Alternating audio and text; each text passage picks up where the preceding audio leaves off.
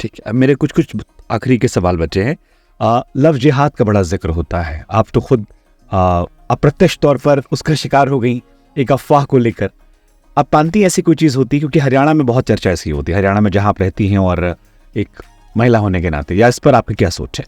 होता है ये कहीं ना कहीं ग्राउंड लेवल पर आज के टाइम में थोड़ा सिस्टम ज़्यादा बढ़ गया है और कुछ लोग इस पर स्पेशली लगे हुए हैं जानबूझ करके कि कहीं ना कहीं लड़कियों को दूसरे धर्म में लेकर के जाना है।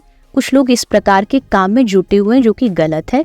मैं जो इसका शिकार लड़कियां होती हैं उनसे भी यही कहूँगी कि देखो, आपको जिस धर्म में भगवान ने, अगर आप मुस्लिम धर्म में जन्म लिए हो तो आप उसको फॉलो करिए। भगवान ने अगर आपको कहीं भेजा है तो किसी कारण से भेजा होगा।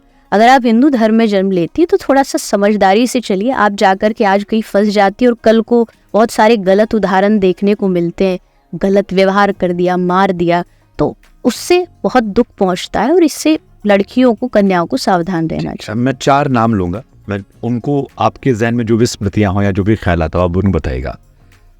राजीव दीक्षित जी के बारे में आजकल बड़ी चर्चाएं फिर से शुरू हो गई हैं, उनके बारे में उनके वीडियोस बहुत वायरल होते हैं, वो इस दुनिया में नहीं है जी। बहुत सारी कॉन्स्पिरेसी थ्योरी आती है, बहुत सारी चीजें आती हैं, आप उनको कैसे याद करते हैं, इनका क्या सोच है?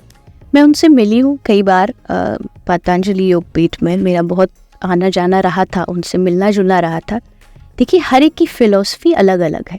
मेरी फिलॉसफी भक्ति की है, उनकी फिलॉसफी कहीं ना कहीं समाज को लेकर थी और कुछ जगह पर उनके विचार शायद मेरे विचार से मैच नहीं करते क्योंकि उनका साधन पथ अलग है। मैं ये नहीं कहूँगी वो गलत है या मैं गलत हूँ, ये अपने अपने साधन फिलॉसफी की बात है। तो मैंने अपने भक्ति धर्म को निर्वहन किया। कुछ बातों से मैं उनके सहमत हूँ और कुछ बातें जो शायद मुझे लगता है भक्ति विरोधी है, मैं उनसे सहमत नहीं भी हूँ।